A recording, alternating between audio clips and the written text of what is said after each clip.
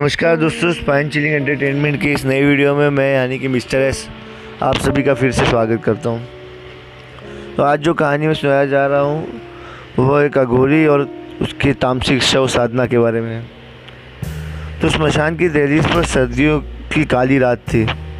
घने कोहरे के बीच स्मशान की ओर जाने वाला रास्ता जैसे ना के बराबर ही दिख रहा था। पत्तों की सरसराहट, सियारों की लंबी चीखें और बीच बीच में उल्लू की कर्कश आवाज़ वातावरण को और भी भयानक बना रही थी। यह कोई साधारण रात नहीं थी। आज स्मशान में अघोरी कालेश्वर को अपनी सबसे कठिन और तामसिक साधना शुरू करनी थी। स्मशान, जहाँ हर कदम पर मृत्यु अपनी परछाई छोड़ जाती है, वही कालेश्वर के लिए तप का सबसे पवित्र स्थान था। गुरु भैरवनाथ के आदेश पर वह साधना के अंतिम चरण को पूरा करने आया था। इस साधना का उद्देश्य न केवल तांत्रिक शक्ति को प्राप्त करना था, बल्कि मृत्यु और जीवन के बीच के बंधनों को तोड़ना भी था। गुरु ने कहा, कालेश्वर याद रखना, तामसिक साधना में न केवल बाहरी प्रेत बाधाओं का सामना करना पड़ेगा, बल्कि तुम्हारे भीतर का सबसे बड़ा भय और क्रोध भी तुम्हारा शत्रु बनेगा। यदि तुम साधना में चूके तो यह स्मशान तुम्हें निकल जाएगा। पहली रात को शव का आह्वान कालेश्वर स्मशान के केंद्र में पहुंचा। चारों ओर चिताओं की राख फैली हुई थी और बीच में एक अधजला शव पड़ा था। उसने उस शव को चुना जिसे साधना के लिए माध्यम बनाना था। शव के चारों ओर उसने काली मिट्टी से एक त्रिकोण बनाया और उसके किनारों पर 5 दिए जलाए। जैसे उसने मंत्र उच्चारण किया, आसमान पर घने बादल छा गए। वो मंत्र उच्चारण करता रहा, ओम काली कपालिनी श्मशान वासिनी रुद्राय नमः। ओम काली कपालिनी श्मशान वासिनी रुद्राय नमः। चिता की राख हवा में उड़ने लगी और अजीब सी गंध पूरे स्मशान में फैल गई। अचानक शव की आंखें धीरे धीरे खुलने लगी। वह ठंडी खून से सनी आंखें कालेश्वर को घूर रही थी। शव ने कालेश्वर से पूछा, तू कौन है जिसने मुझे इस मृत्यु की नींद से जगाया? उस शव की आवाज़ सारे शमशान में गूंज रही। अघोरी ने कहा, मैं कालेश्वर हूँ, काली का दास। मैं तुझे माध्यम बनाकर अपनी तामसिक साधना को पूरा करूँगा। शव हंसा और उसकी हंसी स्मशान में गूंजने लगी। शव ने कहा, मुझे जलाकर तेरा अंत सुनिश्चित है।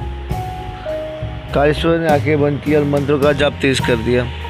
शव चीखने लगा, लेकिन धीरे धीरे वो शांत हो गया। ये कालेश्वर की पहली परीक्षा थी। दूसरी रात को कालेश्वर फिर स्मशान पहुंचा। कालेश्वर को गुरु ने चेतावनी दी थी कि उसे स्मशान के प्रेतों का सामना करना पड़ेगा। रात के दूसरे पहर में जैसे ही उसने अपने मंत्रों का जाप शुरू किया, चारों ओर अजीब आवाज़ें गूंजने लगी। कभी किसी महिला की सिसकी, कभी किसी बच्चे के रोने की आवाज़ और बीच बीच में भयानक चीखें। कालेश्वर ने चारों ओर देखा। धुंध के बीच परछाइयाँ हिलती नजर आ रही थी। तभी एक अधजली औरत जिसके बाल जलकर चिपके हुए थे और चेहरा राख से भरा था, उसके सामने प्रकट हुई। उसकी काली आंखों में खून टपक रहा था। महिला ने कालेश्वर से पूछा, तूने इस जगह क्यों क्यों पवित्र किया अघोरी? महिला की आवाज में एक साथ गुस्सा और पीड़ा दोनों भरी हुई थी। कालेश्वर ने कहा, मुझे अपनी साधना पूरी करनी है, रास्ते से हट जा। तो औरत ने कहा, तुझे इस साधना का मूल्य चुकाना होगा। महिला ने आगे बढ़कर कालेश्वर का गला पकड़ने की कोशिश की, लेकिन उसने अपनी माला से भस्म निकालकर उसके ऊपर फेंक दिया। भूतनी चीखते हुए हवा में गायब हो गई, लेकिन उसकी चीखें कालेश्वर के कानों में गूंजती रही।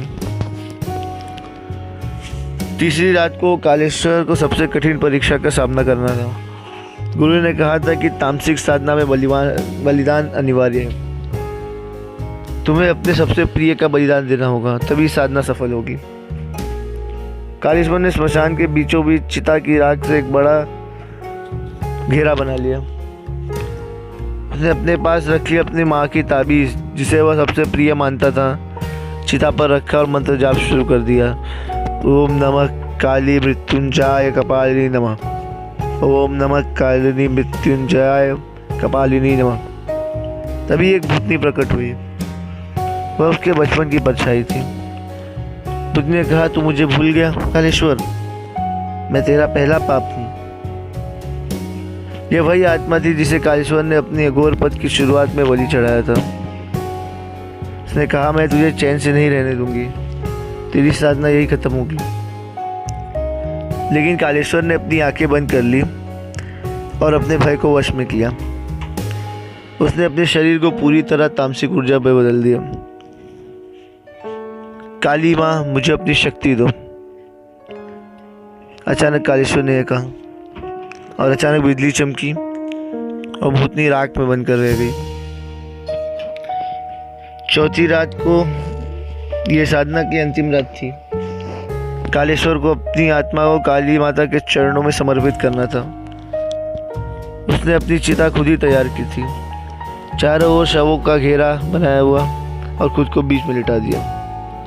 जैसे ही उसने अंतिम मंत्र पढ़ना शुरू किया, ओम काली महाकाली श्मशान वासिनी मृत्युंजय नमः, श्मशान की चिताएं अचानक जलने लगी। हर शव उसकी ओर देख रहा था। उनके मुंह से आवाज़ें निकल रही थी, कालेश्वर, क्या तू अपनी आत्मा का बलिदान कर सकेगा?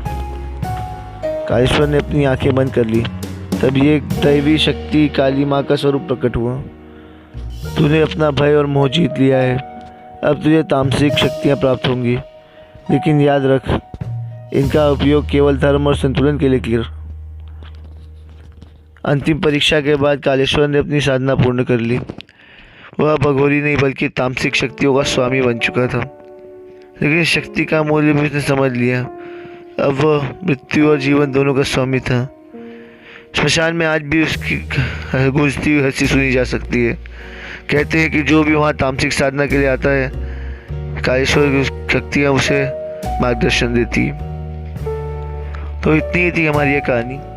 अगर ये कहानी आपको पसंद आई हो तो हमारी वीडियो को लाइक करिए और चैनल को भी सब्सक्राइब करिए। Thank you.